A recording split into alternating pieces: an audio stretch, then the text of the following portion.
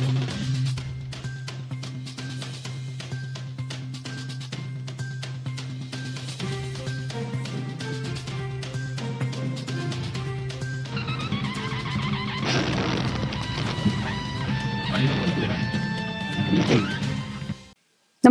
आपण पाहता हिरकणी न्यूज.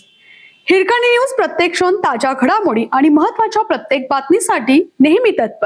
करासवाड्यात थरार, कोकणातील कुटुंबाचा गोव्यात गूढ मृत्यू. वडील आणि मुलाची बॉडी आढळली. आता आईनेही सोडला जीव. त्या बंद खोलीत नेमकं काय घडलं?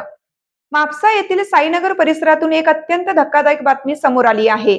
एका भाड्याच्या खोलीत सावंतवाडी तालुक्यातील सोनुर्ली येथील रहिवाशी असलेल्या पिता पुत्राचा संशयास्पद स्थितीत मृत्यू झाल्यानंतर आता गोम्याको रुग्णालयात मृत्यूशी झुंज देणाऱ्या त्याच्या पत्नीचाही दुर्दैवी मृत्यू झाला आहे. अवघ्या 4 दिवसात हसते खेळते संपूर्ण जाधव कुटुंब उद्ध्वस्त झाल्याने सावंतवाडी आणि गोव्यात प्रचंड खळबळ उडाली असून या रहस्यमय मृत्यूचे कोडे सोडवण्याचे मोठे आवाहन आता म्हापसा पोलिसांसमोर उभे राहिले आहे. पोलिसांकडून मिळालेल्या प्राथमिक माहितीनुसार हे कुटुंब मूळचे सिंधुदुर्ग जिल्ह्यातील सावंतवाडी तालुक्यातील सोनुर्ली गावचे होते. गेल्या वर्षभरापासून अजय जाधव हे कामानिमित्त कुटुंबासह गोव्यात स्थायिक झाले होते. ते पणजी येथील एका खासगी बँकेत नोकरीला होते. करासवाडा येथील साईनगर भागात एका भाड्याच्या खोलीत ते आपली पत्नी सुवर्णा आणि 7 वर्षाचा मुलगा अथर्व यांच्यासह राहत होते. सुवर्णा या गृहिणी होत्या, तर चिमुरडा अथर्व स्थानिक शाळेत शिक्षण घेत होता.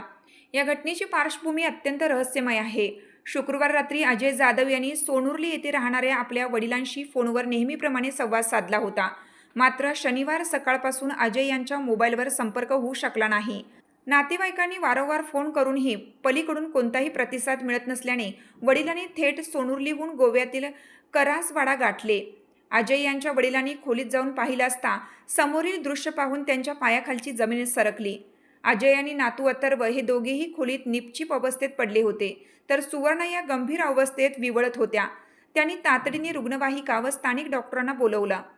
डॉक्टरांनी तपासणी केली असता अजय आणि 7 वर्षाचा अथर्व या बाप लेकांचा आधीच मृत्यू झाला असल्याचे स्पष्ट झालं.